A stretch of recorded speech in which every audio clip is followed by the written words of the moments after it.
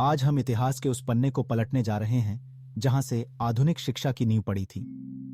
सोचिए, एक ऐसा समय जब न तो इंटरनेट था, न पुस्तकालयों की चकाचौंध और न ही वैश्विक कनेक्टिविटी। फिर भी भारत की धरती पर ऐसे विश्वविद्यालय थे जहां एशिया के कोने कोने से हजारों छात्र ज्ञान की तलाश में आते थे।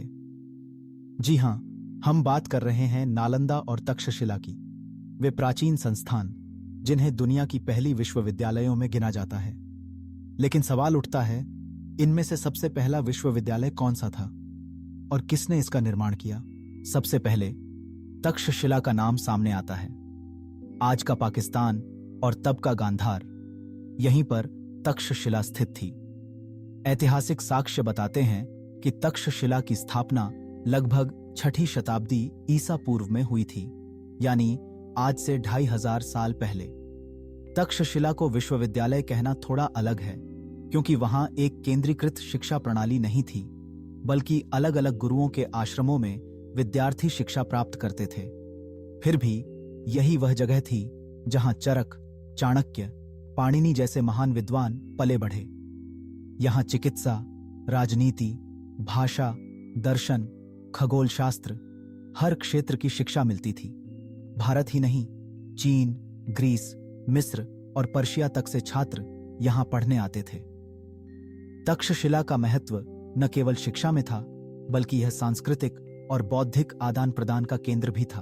अब बात करते हैं नालंदा विश्वविद्यालय की। नालंदा की स्थापना लगभग 5वीं शताब्दी ईस्वी में गुप्त सम्राट कुमारगुप्त प्रथम ने की थी। नालंदा ने शिक्षा के क्षेत्र में एक नया युग शुरू किया। यहां पहली बार एक संगठित, आवासीय और केंद्रीकृत विश्वविद्यालय की अवधारणा देखने को मिलती है। नालंदा में 10,000 से अधिक छात्र और 2,000 शिक्षक एक साथ रहते और पढ़ाते थे। इसकी लाइब्रेरी धर्मगंज में लाखों ग्रंथ थे, जो कई मंजिलों में फैली हुई थी। बौद्ध धर्म, तर्कशास्त्र, गणित, चिकित्सा, भाषा, दर्शन, नालंदा हर विषय में अग्रणी थी। यहां चीन के प्रसिद्ध यात्री वेनसांग और इत्सिंग भी आए और उन्होंने नालंदा की महिमा का विस्तार से उल्लेख किया। लेकिन असली सवाल है, पहला विश्वविद्यालय किसे माना जाए? तक्षशिला प्राचीन जरूर है, पर वहां अध्ययन का स्वरूप आज के विश्वविद्यालयों जैसा संगठित नहीं था। छात्र गुरु के पास जाकर गुरुकुल परंपरा में शिक्षा लेते थे। नालंदा में पहली बार एक व्यवस्थित, आवासीय, संगठित विश्वविद्यालय की झलक मिलती है, जहां अलग अलग विषयों के लिए विभाग थे, छात्रावास थे और एक विशाल पुस्तकालय था। इसी कारण अधिकतर इतिहासकार नालंदा को दुनिया का पहला वास्तविक विश्वविद्यालय मानते हैं। नालंदा और तक्षशिला दोनों ने ही दुनिया को दिखाया कि शिक्षा सीमाओं में नहीं बंधती। इन विश्वविद्यालयों ने ज्ञान को धर्म, जाति, भाषा से ऊपर उठाकर वैश्विक स्तर पर फैलाया।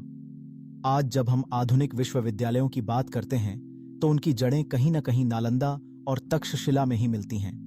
वे दोनों केवल ईंट और पत्थर की इमारतें नहीं थीं। वे विचारों, संवाद और मानवता की साझा विरासत का प्रतीक थीं।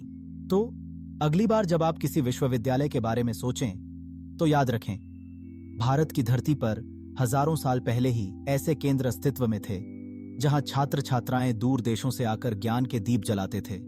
नालंदा और तक्षशिला, ये नाम आज भी शिक्षा की दुनिया में अमर हैं।